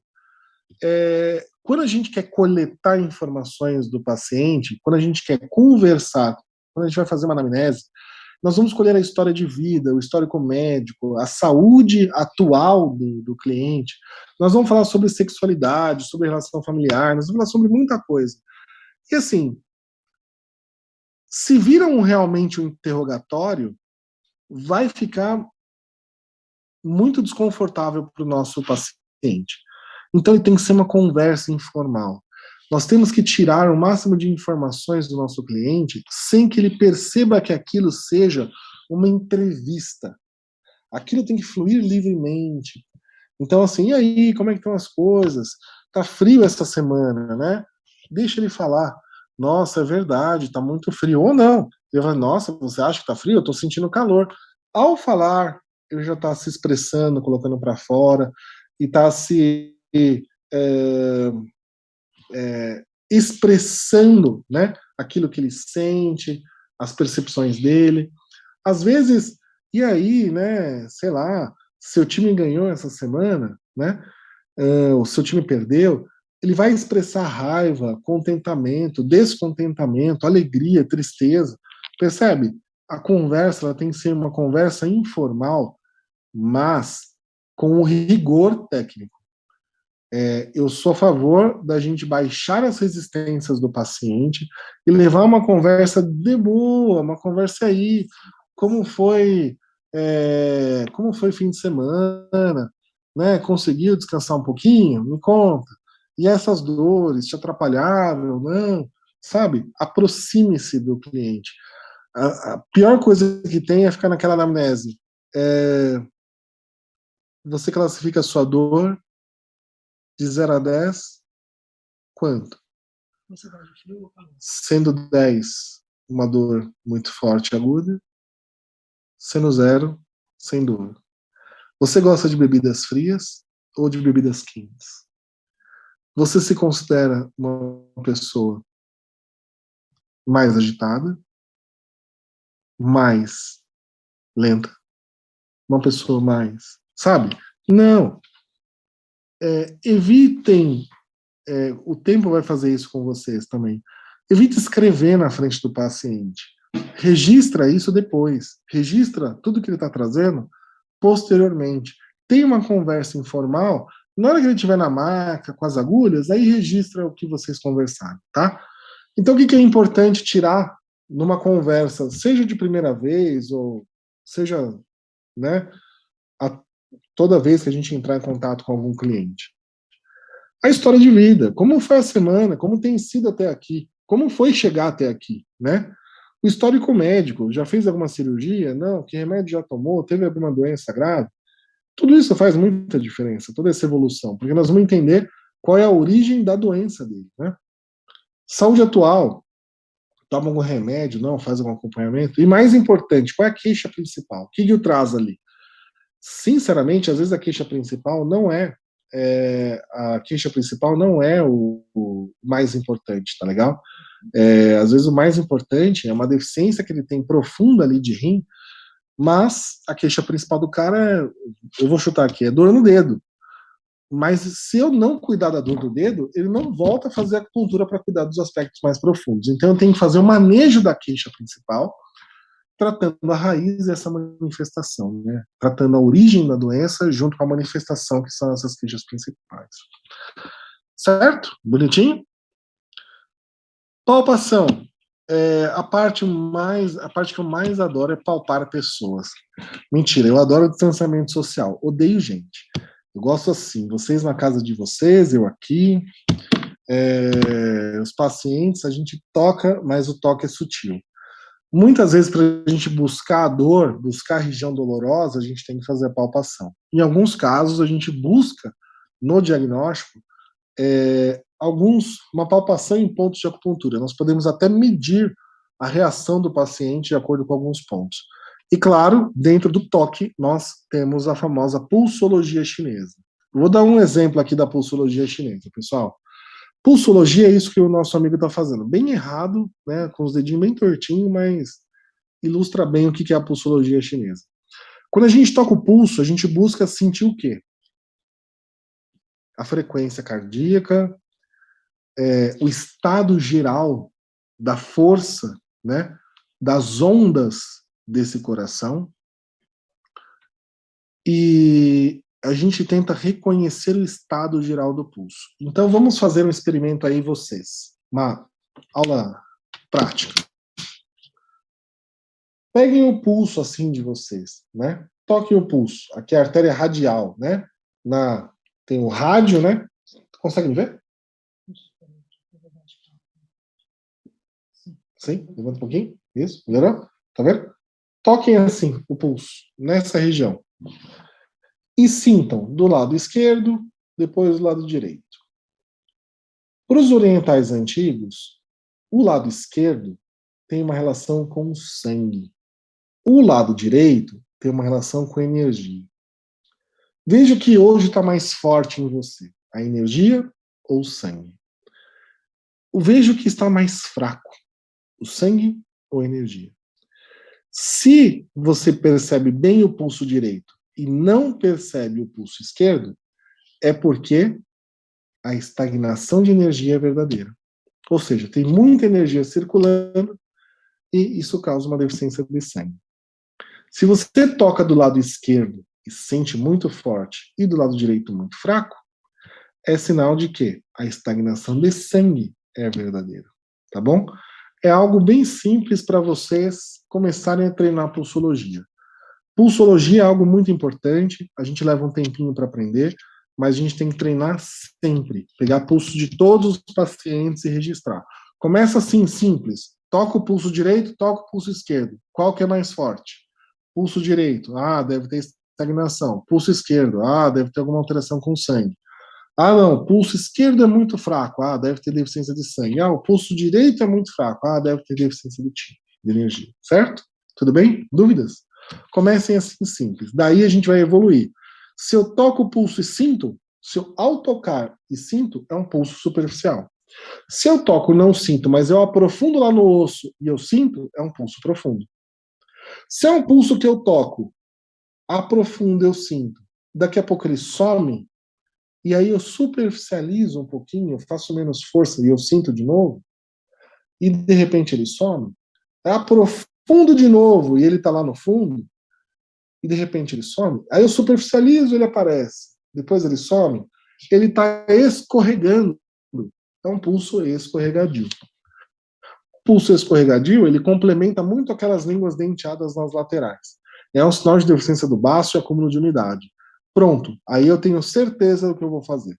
Se eu olho uma língua denteada e pego um pulso escorregadio, não preciso de mais grandes informações. Eu já sei o que eu vou fazer. Vou fortalecer, vou tonificar o tiro baço. Nosso último assunto da noite, meus amores, Mian Shen. Mian Shen é uma prática que é bastante utilizada na China, mas pouco praticada no Brasil. É a investigação do ser humano, tá? A fisiognomonia são as relações dos aspectos físicos da pessoa com sentimentos mais profundos. A gente sabe que as emoções, elas alteram a parte física do corpo. Então, de que forma? A face, o rosto, o gestual. Lembra que eu falei que eu ia falar bastante do gestual depois? Bastante é. Não vou falar bastante, senão vou ultrapassar muito o nosso tempo. Mas vou falar um pouco do gestual através do Mian Shen, certo? Então, o Mian Shen acontece a todo momento. Até na foto do paciente, a gente consegue extrair informações do Mian Shen. Então, o Mian Shen, ele é parte do método diagnóstico de investigação. Ele faz parte da observação, tá? Mas ele é uma soma dos diferentes momentos diagnósticos, tá legal? E como a gente pratica isso? Da onde que vem essa teoria? Tudo na vida, mesmo as flores, elas existem por um propósito, né? Quais são as funções das flores em geral? Claro, é a parte reprodutiva da planta, é a parte sexual da planta. E é por isso que é a parte mais bonita, porque ela tem a ver com reprodução, ela tem que atrair os insetos para que os insetos vão até lá, né, mexem nela e elas vão polinizar em outro lugar, certo? Então as flores, elas têm que servir para o seu propósito. Muito bem. E aí o ser humano acaba, ao olhar as flores, acaba identificando e projetando certas imagens que ele vê, né, no seu próprio inconsciente. Então, olha só, o que parece essa flor para vocês? Essa orquídea, ela tem, até parece o quê? Uma carinha, não é isso? Um macaquinho? Muito bem. E essa flor parece o quê para vocês? Uma caveira, né? Na verdade, não é a flor, não foi a natureza que fez aquela flor parecer uma caveira. É que com o tempo o ser humano olhou aquela flor e achou que aquilo parecia uma caveira e começou a dar mais bola e cultivar essas que pareciam mais caveira. Aquelas que pareciam menos caveira ou pareciam menos macaquinho acabavam ficando de lado. Entendem o que eu quero dizer? Então a flor é um aspecto de reprodução, é um aspecto sexual da planta, e não só para atrair os insetos, mas também para atrair o ser humano. E o que o ser humano faz com frequência? Nós colocamos os nossos sentimentos naquilo que nós vemos, percebe? Nós colocamos nossos símbolos naquilo. O que significa? O que é isso aqui, meus amores? É uma flor, mas parece uma bailarina, ou parece até uma criança com chupeta, né? Tem até uma gravatinha, meu, bizarro. Como é que uma flor chega nesse nível de. Não é que a flor chegou lá, é que a gente foi selecionando elas, né? Estão entendendo? E a natureza, ela é complexa. Da flor, né? Vamos para os animais. Mian Shen é a gente observar as coisas e entender para que elas servem no paciente, no ser humano em especial. Mas a gente pode treinar com os animais. O que vocês acham? Que esse bicho enxerga bem? É o melhor sentido dele, é a visão? Ou vocês acham que o olfato e a audição dele é melhor do que a visão? Com certeza. Olha o tamanho da orelha do bicho. Olha o tamanho do nariz. Tá aí porque o porquinho ele é muito bom em pegar trufa, né? Muito melhor. Mas ele enxerga bem? Enxerga pouco. Olha como os olhos são separados, os olhos são pequenos, né? Então, é bonitinho quando vira bacon, né? Olha só esse animal, né? Olha só esse meu primo, né? Nosso primo. Olha o tamanho da boca dele. Será que o que ele come, ele precisa mastigar muito? Olha o tamanho da boca, dos dentes, né? Então, aquilo que ele se alimenta, ele precisa de muita energia para poder se alimentar. Então, está toda deslocada na região da mandíbula. Olha só outro primo. Olha o nosso chimpanzé. Certo? Mesma coisa. E aí? O que remete a vocês esse animal? Olha, presta atenção no olhar do animal. Isso é um olhar ameaçador, né? É um olhar agressivo. Olhar 43, é um olhar sexy, um olhar 43. E aí, o que nós fazemos? Nós projetamos e colocamos na nossa arte. Percebe? Quando eu olho essa figura, isso me remete ao quê? Ao lobo, percebe? Olha o nariz, o tamanho do nariz, olha o olhar. Olha aqui o cabelo do lado direito e esquerdo, que parece uma orelhinha. Conseguem perceber? E esta projeção, os atores fazem o quê? Imitam. Então, Mienxian é a gente olhar para as pessoas e entender essas características associadas aos seus sentimentos, às suas emoções, sem que elas digam uma palavra. Os orientais, eles não expressam muito bem as suas emoções. Então, a gente tira através dessa observação. Tem pessoas que fazem uso do Mienxian intencionalmente. Veja só. Percebe alguma semelhança? Olha o formato dos olhos, formato do nariz, da boca, certo? Todo mundo gosta de gatinho. Gatinho é fofinho. Gatinho tem a ver com esse. Olha o olhar sexual, o olhar amendoado, né? O gato se move de forma sexy, de forma leve, de forma graciosa, né? E aí a atriz ela busca da mesma maneira que esse ator busca inspiração, né? Para fazer um bom personagem, essa atriz busca inspiração para aparecer assim no mundo que a cerca. Isso não é um personagem. Quer dizer, é o personagem, mas é ela mesma, certo? Então, quando esse cliente chega na minha sala, este olhar eu já sei o que significa. Eu já sei o que quer dizer. Esse formato de boca, esse formato de nariz, indica que a pessoa conquista as coisas através da sexualidade. Conquista as coisas através da beleza. E comigo vai ser igual? Vai, claro, porque ela tem certeza que vai. É assim que ela consegue um desconto, é assim que ela consegue algum benefício ali, aqui, é assim que ela consegue transformar o mundo a seu favor. Só que com a gente tem que ser diferente, né? Mas aí na cabeça dela é igual. Para não dizer que eu só, né, usei um exemplo feminino. Olha o olhar, olha a forma dos olhos. Apesar de haver certa diferença e tal, né, até não é tão uniforme ou tão simétrico, mas olha o formato do nariz, olha o formato da boca. Por isso que a gente se sente atraído por esses personagens, por esses atores que fazem de forma intencional, tá? Não é sem querer. Sem querer é só Jesus que dá a nossa cara. Não. Harmonização facial tá errada. A gente faz a harmonização facial que faz errado. Tá errado, exatamente. Certo? E outros elementos que a gente utiliza também de forma secundária para, por exemplo, barba, que é uma coisa que está na moda. O que é a barba? A barba serve para esconder a nossa face, né? Muitas, nossa, mas eu tenho barba, eu não tenho. Meu marido tem barba. Pessoal, não estou falando de ninguém especial, tá? Eu estou aqui dando exemplos gerais. Mas a barba muitas vezes é para esconder, é uma maquiagem no homem, tá bom? É para esconder ou imperfeições, ou inseguranças, ou ansiedades, tá bom? E aqui a gente acha que esse cara é sábio, por quê? Porque está escondido, ele tem um ar de mistério, né? Ele esconde a sabedoria dele através, certo? Estão entendendo? Me perguntem.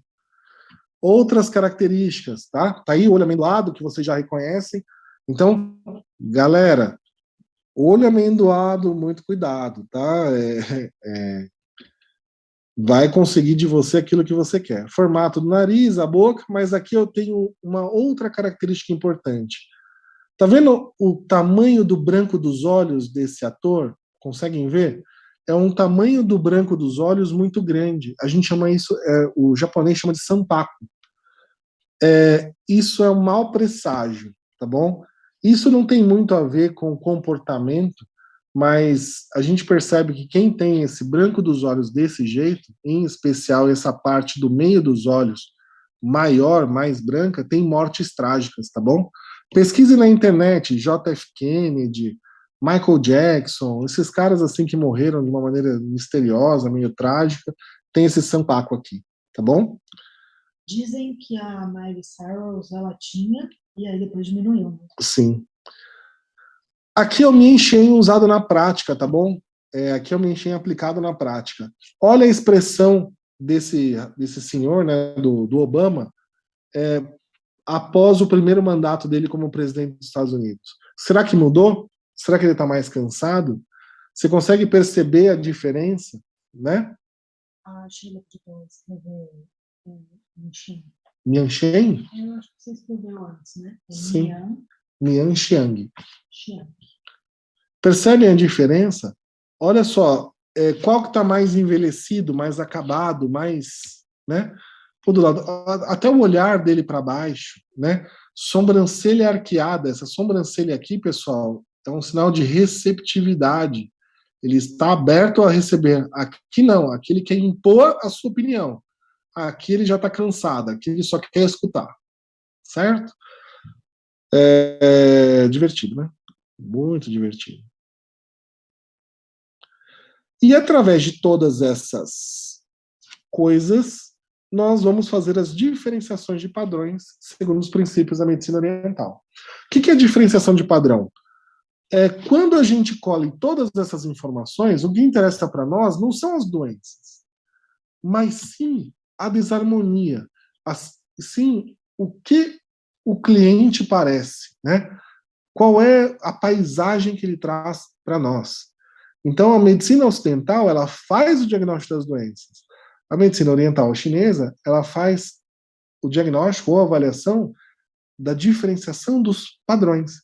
Doença, diabetes. Qual é o padrão daquela diabetes?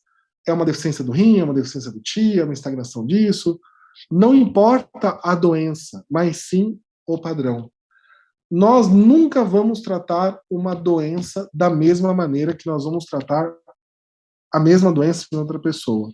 Existem 1000 formas de tratar a mesma doença e, às vezes, uma forma de tratar o mesmo padrão. Então, assim, eu posso ter uma doença e dentro dessa doença ter várias diferenciações, tá bom? Então, por isso que não existe o que é bom para diabetes, o que é bom para o colesterol. Nós temos que fazer a diferenciação desses padrões e, de uma maneira muito precisa, a gente vai fazer esse tratamento muito especializado, certo? E aí, então, o diagnóstico termina aonde? No princípio do tratamento. Se uma pessoa tem deficiência de energia, qual é o princípio de tratamento, meus amigos? Fortalecer a energia. Se eu tenho uma estagnação de sangue, o que eu tenho que fazer? Movimentar o sangue. Se eu tenho, sei lá, calor no estômago, eu tenho que limpar calor do estômago. Se eu tenho uma invasão de vento, eu tenho que dispersar ou eliminar o vento. Se eu tenho frio interior, eu tenho que aquecer o frio. Tudo bem? Percebem? Então, a definição do princípio de tratamento é onde termina o diagnóstico. Como que eu vou limpar o calor do fígado? Não importa. Com acupuntura, com fito, com massagem, com passe, com reiki, com meditação, com ticum, com macumba. O que vocês gostarem de fazer, mandem bala. Dúvidas, questões, informações, curiosidades. Me perguntem. Vamos lá. Eu acho que eu falei o quê? 1h30? Era o que eu esperava, mais ou menos. Falei rápido, mas eu acho que eu consegui transmitir um pouquinho da importância do diagnóstico. A importância do diagnóstico, como eu falei para vocês, se a gente não sabe o que o cliente tem, a gente não consegue tratar. A gente não consegue definir o princípio de tratamento. Se eu não consigo definir o princípio de tratamento, o que eu faço? Não sei. E isso acontece o tempo todo com vocês. Quando vocês vão no médico, ele não sabe o que fazer. Sabe por quê? Porque ele não manda bem no diagnóstico. Ele olha lá os exames, vê suas plaquetas altas, vê os seus leucócitos baixos, ele vê sua ressonância, ele vê lá o laudo, espondilose, não sei o que, e ele não sabe bem o que fazer. Então ele experimenta. Então, ele não faz um diagnóstico para definir o princípio de tratamento. Ele vai da doença do CID para o tratamento. E esse pulo da diferenciação, que a medicina oriental ela é muito radical e ele é muito enfatiza demais isso, faz com que o tratamento seja altamente personalizado. O tratamento é altamente customizado.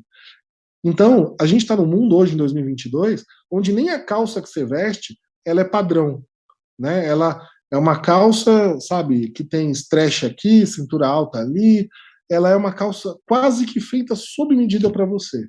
E o tratamento, infelizmente, ainda é um tratamento estatístico, né? Em geral. E por isso que a medicina oriental tem ganhado força. Há 15 anos atrás, essa palestra, eu teria 3 pessoas, 4 pessoas. Hoje eu estou vendo aqui que nós estamos umas 17, 20 pessoas. Então isso já é uma mudança, né? É sinal de que vocês já entendem a importância da customização do tratamento. E é o que a medicina oriental faz muito bem, nada de braçada nisso.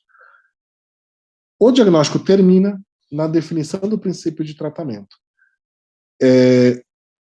E o que a gente vê, como eu falei já algumas vezes? A gente vê ou o paciente ou o terapeuta perguntando exatamente o que é bom para, né? Você tem algum tratamento para dor de cabeça?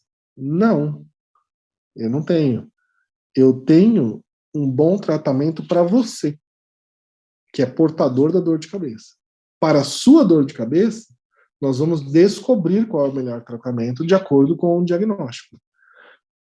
Então o cliente ele não paga você para fazer acupuntura.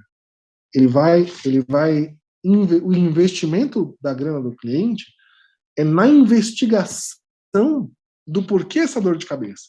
O resto a gente faz com o braço amarrado nas costas. Depois que a gente sabe o que a pessoa tem, qualquer literatura, internet, né, pode te dizer o que fazer. O difícil está aí. A arte do negócio é você realizar um bom diagnóstico. Vamos lá, meus amores, façam as perguntinhas. O Tilo gostou muito, que agradeça para a palestra, e a Tatiana falou, nossa, muito boa. Ótimo, fico super feliz. Vamos estudar acupuntura, nossa turma começa em outubro, a turma Tigre. Vocês estão convidadíssimos. São 2 anos de curso, com estágio, aulas online, aulas presenciais. O curso foi montado para ser semipresencial. Hoje não dá mais para a gente ficar nessa de só aulinha presencial ou só aulinha online. A gente tem que usar o melhor de todos os mundos, né?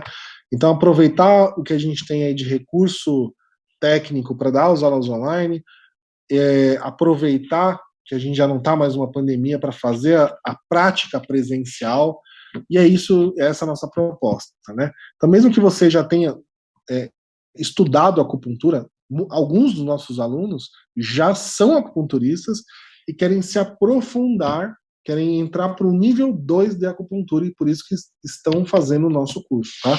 Nosso curso é voltado não só para pessoas que não conhecem a acupuntura, mas também para acupunturistas que tiveram uma formação, mas acham que precisam se aprofundar mais.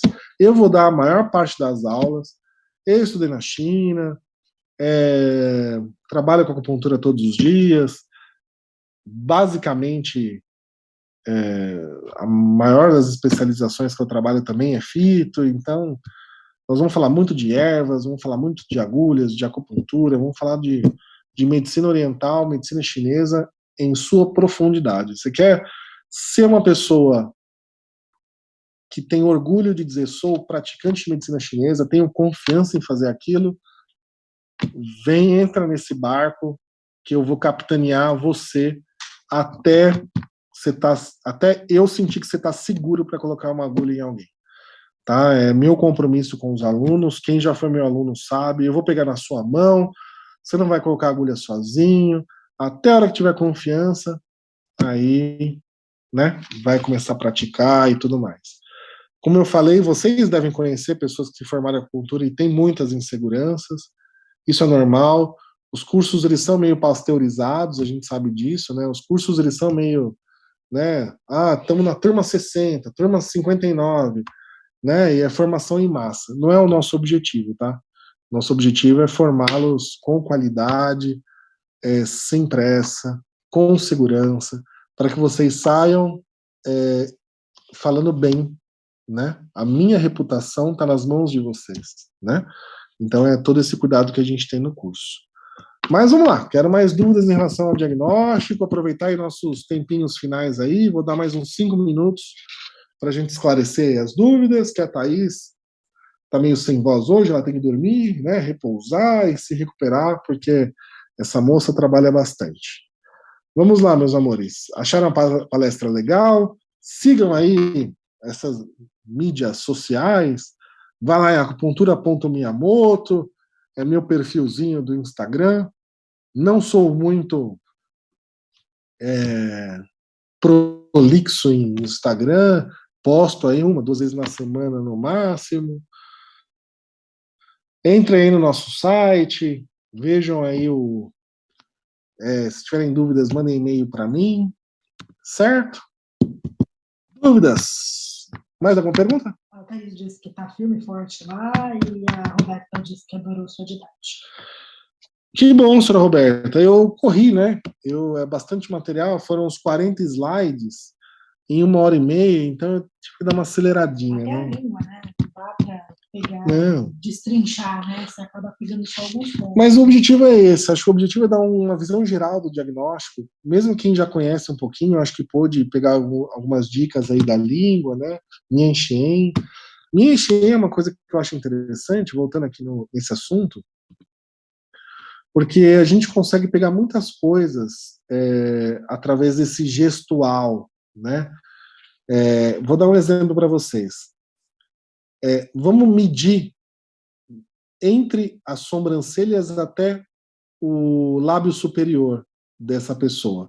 Né? Coloca o dedinho assim na tela, veja, entre as sobrancelhas até o meio do lábio superior. Compara com o tamanho da testa e com o tamanho da boca. Qual quadrante é maior? O da cabeça, não é? Olha como esse cara tem uma testa com uma cabeça grande. Quando a gente olha uma pessoa assim, a gente já tem certeza que é um cara do mundo das ideias. Né? É uma pessoa que é pensante. É uma pessoa que vai sofrer das emoções, vai sofrer das questões emocionais. Olhem o Silvio Santos depois. Vão lá na internet, busquem lá o Silvio Santos. Vocês vão ver qual a parte do corpo dele é maior. Tá? Vejam a boca dele. Né? Olha o tamanho da boca do Silvio Santos. Olha aquela atriz lá, Uma Linda Mulher, Julia Roberts. Veja o tamanho da boca dela depois. Né? Vocês vão entender o que eu quero dizer sobre Mian Shen. E aí, ou seja, a parte de comunicação é maior. Estejam sempre preocupados quando a parte entre as sobrancelhas e o lábio superior for maior. Né? Quando esse quadrante aí do meio é maior do que o superior ou inferior. Porque aí é uma pessoa mais centrada nela mesma, mais egoísta, com sinais até de psicopatia, tá bom? Quando a gente olha alguns líderes mundiais aí controversos, eles têm essa parte sempre muito mais proeminente. Mas isso é assunto para as outras aulas. Meus amores, eu vou ficando por aqui. Thaís, estou liberado. Senhora Fabiana, tem mais alguma questão? Alguma colocação? Nossa, eu então quero só eu deixo. Agradecer. Tadinha da Thaís, tá aí. Ai, gente, a minha voz tá uma beleza hoje, mas estou aqui ainda. E agradecer o pessoal que tá aí também, né? A gente tem vários alunos, ex-alunos, amigos, amigas, todos aí assistindo. Dizer que eu sou uma que estarei nessa pós, já fiz a pós de acupuntura, veterinária, e tô aí para essa pós porque eu acho que vai ser, assim, um complemento de conteúdo, conceitos, vai enriquecer demais os meus tratamentos e a forma como eu encaro a acupuntura. Sim, Thaís, isso é Já bem está. importante. Os veterinários, eles têm uma oportunidade muito grande, na minha percepção, porque eles são os únicos profissionais que podem trabalhar com animais e com humanos em relação à acupuntura, né? Exato. Então, por que o cara que se formou em acupuntura veterinária vai estudar acupuntura humana? Primeiro, não é só uma revisão. Nós vamos nos aprofundar em certos conceitos, em diferenciações de padrões, em diagnóstico, né? Que a aula de hoje é sobre diagnóstico. Que em animais não se dá tanta importância, ou menos importância, ou até se dá importância em outros aspectos. Em seres humanos, a gente presta muita atenção em certas questões que são decisivos no sucesso terapêutico. Além disso, tratamento, seleção de pontos de acupuntura, grade, combinações de pontos. Apesar de terem muitas coisas semelhantes na acupuntura veterinária, tem pulos do gato na acupuntura humana que não tem jeito. São, assim, o cão, o gato, o animal doméstico, até cavalo, você tem uma região para trabalhar com os pontos muito dorsal, coisa está errada. E no ser humano, a primeira coisa que ele faz é deitar a barriga para cima. Então a gente usa muitos pontos ventrais. Então só isso já vale a pena estudar acupuntura, para aprender melhor a localização dos pontos ventrais em humanos, para saber selecionar melhor uma grade equilibrada em seres humanos, pontos yin, pontos yang, ponto em cima, ponto embaixo, ponto esquerda, ponto direita, o jeito de colocar as agulhas, estímulos. Né? No animal, a gente percebe que, apesar de fazer, né, estímulos e colocar no ângulo certo, né, da acupuntura, existem certas variáveis, né, o animal está em movimento, o animal não para, o animal ele não está ali falando, beleza, eu vou fazer acupuntura, estou quietinho, né, então é um desafio fazer, né, é muito mais difícil. E agora o ser humano não, o ser humano você pode pedir, fica de lado, fica do outro, fica assim, e isso amplia muito a quantidade de pontos que a gente pode utilizar numa sessão e técnicas que a gente pode usar. A Fernanda está perguntando, né, se os veterinários podem fazer acupuntura em humanos. Né? Então, sim, podem. De acordo com o conselho, podemos. A questão é a pós, né, que precisa ser voltada. Não adianta eu estudar a pós em acupuntura veterinária, que eu não vou ter a bagagem e o conhecimento para aplicar. Fernanda, a resposta é sim. O ser humano pode, o veterinário pode sim. Agora, qual é a questão? É lógico que o curso de acupuntura veterinária é voltado para a veterinária. Então é pouco ético você querer fazer um curso de acupuntura veterinária e sair fazendo em humano, certo? Se você é veterinário e faz um curso de pós em humano, hoje a acupuntura ela é uma área multidisciplinar e que não há regulamentação específica que diz qual profissional da saúde pode ou não pode fazer, desde que você tenha uma formação para isso, tá legal? Então, se você tem uma formação em acupuntura humana, legal, como é a nossa proposta, manda bala, vai atender o humano, não só humano, você que é veterinário vai atender humano, animais, plantas, o que andar, voar, rastejar, você vai poder colocar uma agulha. Hoje os médicos veterinários eles estão muito próximos, né, da saúde em hospitais, né, até para entender tudo isso. E é o que eu costumo falar, né, o veterinário, antes de ser veterinário, a palavra vem médico, né, é médico veterinário. Sim. E eu adoro Walking Dead, quem é que salva e cuida de todo mundo? Sim. Nunca tem um médico para salvar lá, né? São sempre os veterinários que cuidam dos humanos também. Sim, e assim, é verdade, a Fabi falou um ponto importante. Independente disso, o veterinário, ele é um profissional da saúde, né? Então, sim, a ênfase, evidentemente, se dá com animais, tá certo, mas quando, no quesito acupuntura, sendo bem treinado, é um belíssimo profissional e totalmente confiável. Fisiologia, anatomia, claro que a anatomia que vocês têm na faculdade é anatomia veterinária e tal, mas no curso a gente vê um pouco de anatomia energética, né, onde localizar os pontos, então a gente vê tudo isso também no curso de acupuntura humana. O veterinário, ele pode ampliar muito o serviço que ele faz quando ele vê que às vezes o tutor é a causa do problema no animal, né? Vocês têm esse privilégio de cuidar dos animais, mas ao mesmo tempo acho que vocês conseguem sentir quando o tutor às vezes até muito responsável pelo estado emocional ali do cachorro, do gato, sei lá. O mesmo físico, né? Hoje eu atendo um cachorrinho que você atende a tutora, e eles têm problemas físicos iguais. Mas confia em mim, Margot. Eu não sei a sua formação, estou aqui para ajudar. E estude a acupuntura humana. Você vai ver que, assim, tem elementos em comuns, mas é um outro nível. Você vai subir aí um degrau em relação à acupuntura. Tá? Eu não estou dizendo que todo acupunturista humano ele sabe mais do que acupunturista animal. Não é isso. Até porque se um acupunturista que só fizesse acupuntura humana pudesse estudar acupuntura veterinária, ele também subiria um degrau, porque ele está ampliando aí os serviços dele. Mas não dá, né? Acho que a acupuntura veterinária é exclusivamente aos veterinários. Está certo, não estou aqui para discordar disso. Agora, já que é possível o acupunturista veterinário fazer em humanos, puxa, o que me separa para ser um excelente profissional em um curso? Vai estudar, meu amor. Vai fazer o curso e assim, aproveita a oportunidade que começa agora em outubro. Não estou puxando sardinha para o nosso curso, não. Aliás, eu tô sim. É um belíssimo curso. Eu já dei aula nas principais escolas que vocês. É só digitar na internet. As principais escolas que apareceram, eu já dei aula em todas. A gente sabe quais são as qualidades e quais são os defeitos.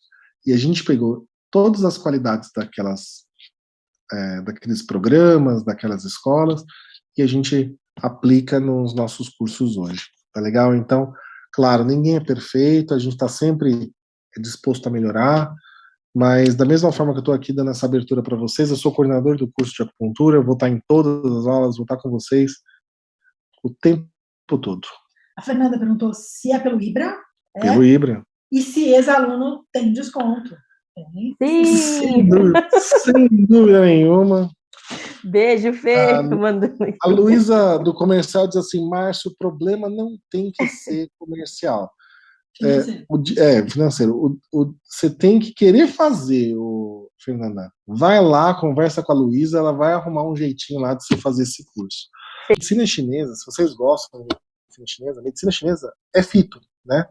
Se você digitar na internet, vai lá no Google, Chinese Medicine, coloca em inglês, medicina chinesa, Chinese Medicine, coloca imagens, vai aparecer erva, não, assim. Então, nosso curso, ele é um curso de medicina chinesa com ênfase em acupuntura, mas toda a base é própria da fitoterapia. E aí, assim, lembra que eu falei do diagnóstico, que o fim do diagnóstico é o princípio de tratamento? E o princípio de tratamento não importa como você vai fazer, se vai ser com fito ou se vai ser com acupuntura, com dieta, com ticum, seja lá como for. Então, imagina que terminou esse curso de acupuntura, vocês vão emendar um curso de farmacoterapia chinesa ou de fitoterapia chinesa e vão sair por aí parando de entrar com pregabalina, tramadol, codeína, risperidona, bupropiona. Acabou na vida de vocês. Assim, esses medicamentos que têm sintéticos, né, e um monte de efeitos colaterais. Não sei se eu falei para vocês, eu sou farmacêutico. Galera, se o farmacêutico aqui está falando para vocês que não gosta de remédio, é porque deve ter algum problema com eles. Eu deveria ser apaixonado e falar, olha, usem medicamentos. Não, meus amores, não usem. As indústrias não garantem tantos resultados quanto a gente imagina. Nós somos muitas vezes cobaias. Ninguém sabe bem algumas farmacodinâmicas de medicamento. Ninguém conhece bem como funciona. A gente conhece bem farmacocinética, mas não domina a farmacodinâmica. Interação medicamentosa. A gente não sabe se comer feijão e usar bupropiona ao mesmo tempo se tem alguma interação. A gente não sabe. A verdade é essa. E aí a gente fica utilizando esses fármacos meio nessa experiência, e aí você não sabe se o paciente melhorou porque melhorou espontaneamente ou melhorou por conta do fármaco. Já a fitoterapia chinesa tem 3 mil anos de uso, né? Se chegou até a gente hoje, é porque tem alguma coisa que, né, funciona. E aproveitem, porque no Brasil, infelizmente, pela distância, a gente não tem grandes formações, assim. A gente tem umas formaçõezinhas meia boca, né? Uns cursinhos meio online, fraquinho. Então, assim, vamos começar o curso de acupuntura, aprender bem diagnóstico, princípio de tratamento, tratamento com acupuntura e já emendar um curso de fito. Aí você se torna não um médico veterinário acupunturista, mas um acupunturista, um médico da medicina oriental veterinário. Entendem a diferença? Uma coisa é você ser veterinário e acupunturista, ou seja, você é um veterinário que, por sinal, coloca umas agulhas de vez em quando. Mas você pode ser um médico da medicina oriental, que tem toda a racionalidade médica oriental, dietética, pensamento sobre alimentação, sobre estilo de vida, sobre hábitos. Você chega na casa do tutor, você diz assim, olha, o fogão não pode ficar virado para frente, virado para cá, porque isso prejudica a energia do fluxo da casa. A luz aqui para o cachorro não é adequada, porque é uma luz XPTO. O tipo de tapete, o tipo de parede, as cores que a gente está utilizando aqui podem prejudicar não só o animal, mas melhorar a qualidade de vida do tutor, entende? E aí sim, o médico da medicina oriental que está cuidando da família como um todo e também do hamster, do cachorro, do gato, né, do coelho, entenderam? Médico da medicina oriental, veterinário. E não só um veterinário acupunturista, sabe? Não, vamos nos tornar mestres da medicina chinesa, mestres da medicina oriental, trabalhar com chá, trabalhar com ervas, trabalhar com posturas, com meditação, né? Fazer uns vídeos no YouTube, passar para o tutor, para que ele pratique esse exercício respiratório perto do cachorro, para que eles entrem na mesma vibe, para reduzir a ansiedade do cão em ansiedade de separação, ou, sei lá, nervosismo, irritabilidade com fogos. Entende onde eu quero chegar? Mas acho que eu já falei demais, né? Chega. Já são 10 horas, eu tô aqui.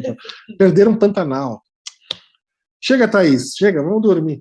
Deixa o pessoal descansar aí. É isso. Pessoal, foi um prazer mais uma vez. Muito obrigado. Sinto muito se eu falei muita bobagem.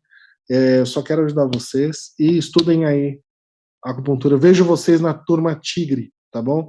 Que começa em outubro e será incrível. Um grande abraço.